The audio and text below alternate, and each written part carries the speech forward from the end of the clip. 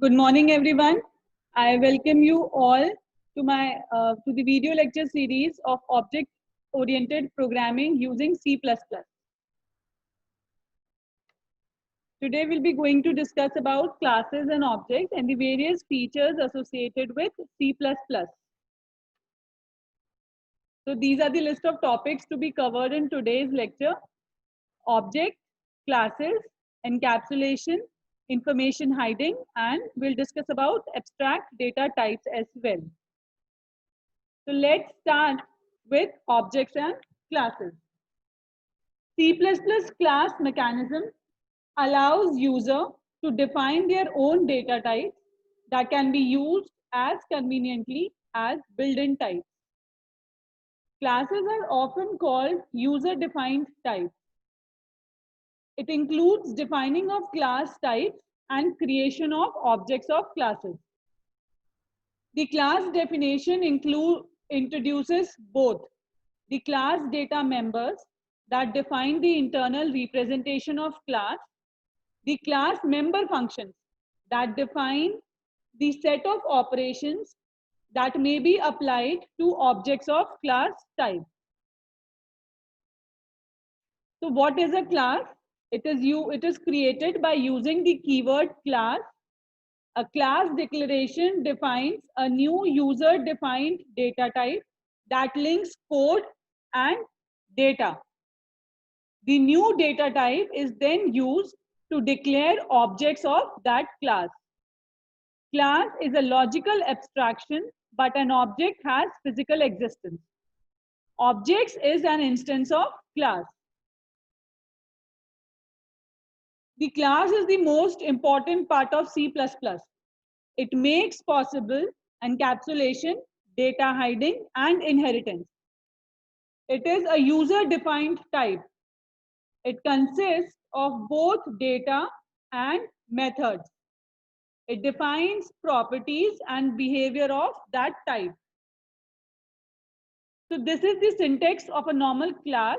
You have to use the keyword class. Then you have to write the class name. Then you have to open the curly braces. Then you have to write the body of a class. Then you have to close the curly braces, and then you have to put a semicolon. So the class definition has two parts: class head and class body. Class head composed of keyword class followed by the class name, whereas the class body, it is enclosed by a pair of curly braces.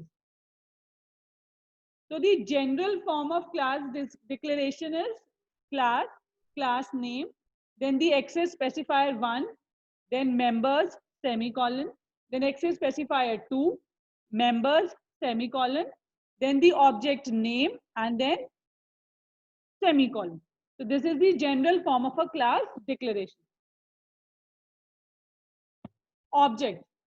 The object name is optional. While declaring the class, before putting the semicolon, if you write the object name, that is the optional part. You can also create the object in the main program, in the main function of any C++ program.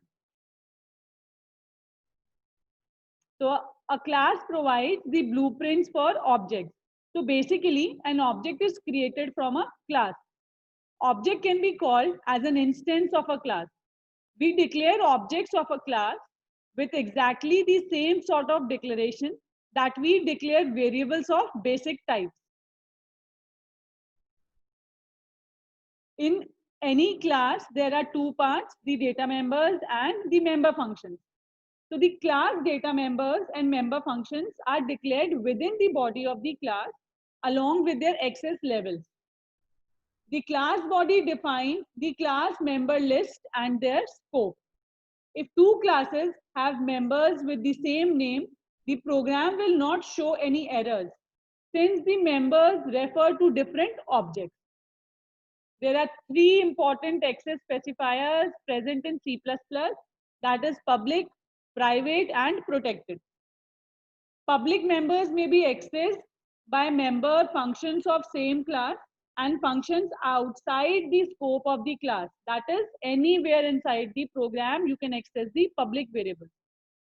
Whereas the private variables or the private members may only be accessed by member functions and friend function of a class. A class that enforces information hiding declares its data members as private. Next is protected access specifier. The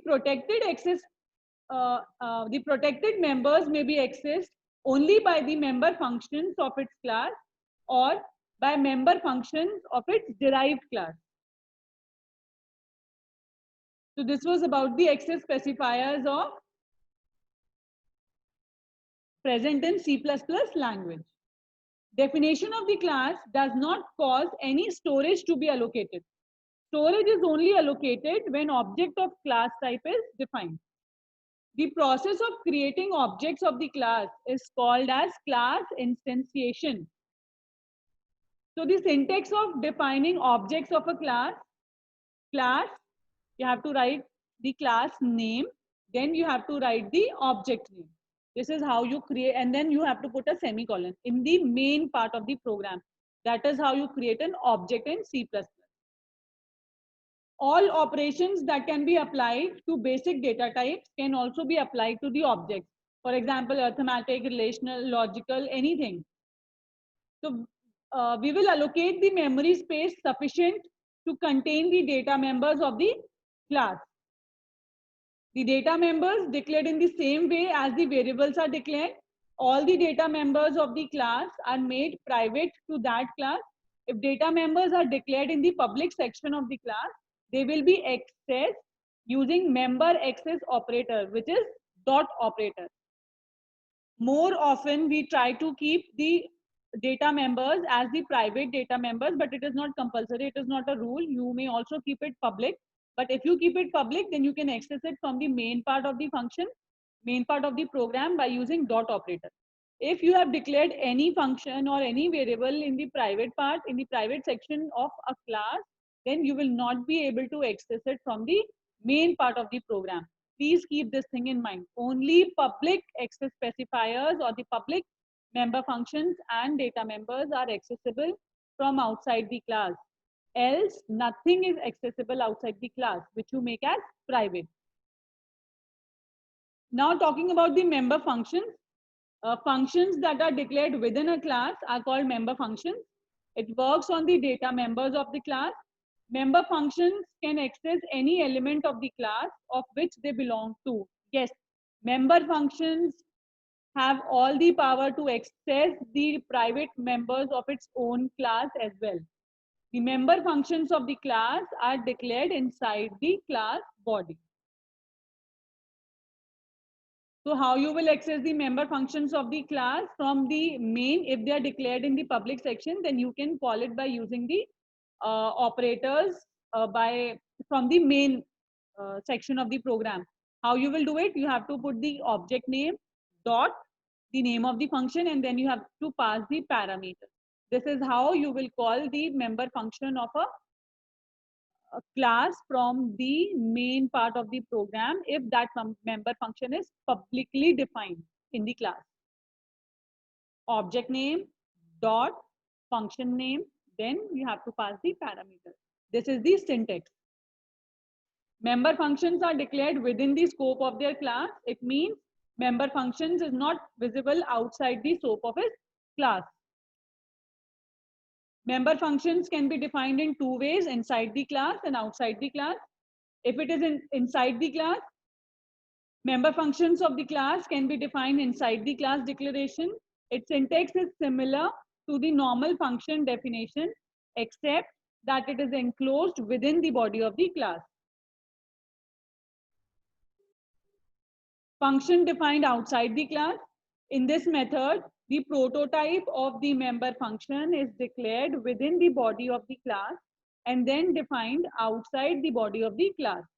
Functions defined outside the class have the same syntax as the normal function. There should be a mechanism of binding to the class to which they belong. This requires a special declaration. The name of the member function must be qualified by the name of its class by using the scope resolution operator.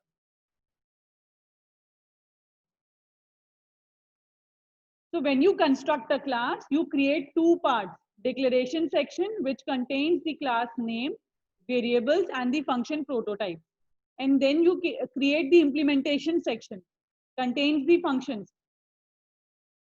You use the class name and the scope resolution operator when you implement a class function. So this was about the classes and objects of C++ and the various access specifiers used in C++. Next, talking about the encapsulation process. What is an encapsulation? Encapsulation is the process of combining data and functions into a single unit called class. Data is only accessible through the functions present inside the class. Hiding the implementation details and providing restrictive access leads to the concept of abstract data type. Data encapsulation led to the important concept of data hiding. So why do we need encapsulation? It gives us secure and consistent results. It means that it gives the user access to a limited data and keeps our valuable data, which can change our program or increase the possibilities of mistakes hidden from the user. We can understand this by this example. Assume we made a rectangle class that contained 4 variables: length, width, area, and parameter. Please note that area and parameter are derived from length and width, so that changing length would change both area and parameter. If you did not use proper information hiding, then another program utilizing that rectangle class could alter the length without altering the area, and you would have an inconsistent rectangle. So using encapsulation, we can create a function that if a program wanted to change the length of the rectangle, that the object would appropriately update its area and parameter without being inconsistent. The ideal is to keep as many of the details of each class hidden from all other classes as possible. So what are the advantages and achievements of it? It makes the maintenance of application easier. It enhances securities. It improves the understandability of the application.